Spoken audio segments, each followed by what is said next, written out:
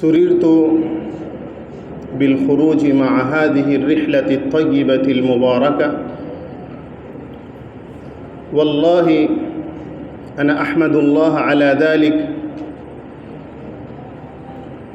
بلغني السرور كل مبلغ حينما أخبرني فضيلة الأستاذ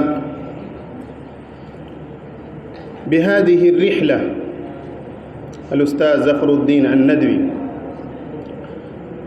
وبلغتني البهجة كل مبلغ، لأن هذه الخطوة الأولى قام بها طلاب ندوة العلماء في جو عربي،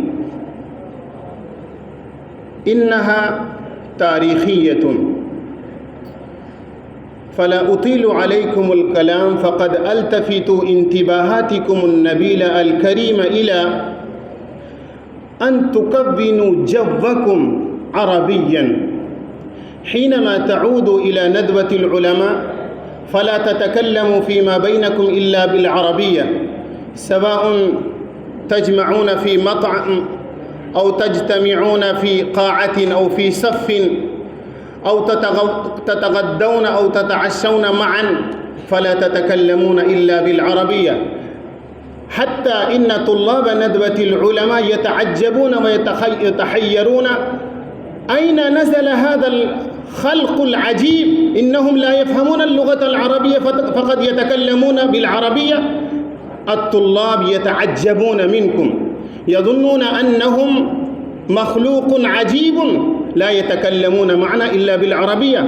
فعليكم أن تكونوا بعد الرجوع من هذه الرحلة جوكم عربيا، فتستفيدون إن شاء الله من هذه الرحلة. والله إني استفدت كثيرا من المعارف والعلوم وتجارب هؤلاء الأساتذة، أشكر الله سبحانه وتعالى على تقديمكم، وأهنئكم أنكم ما شاء الله قدمتم المعلومات والمعارف عن ندوة العلماء ودار علومها وأساتذتها ومبانيها الشامخة. هذه الخطوة أدعو الله سبحانه وتعالى أن يتقبلها منا ومنكم، ويتقبل الله منكم في مستقبلكم ولآبائكم وأمهاتكم وللجيل القادم الجديد. أدعو الله سبحانه وتعالى أن يوفقنا للعمل بما يرضاه.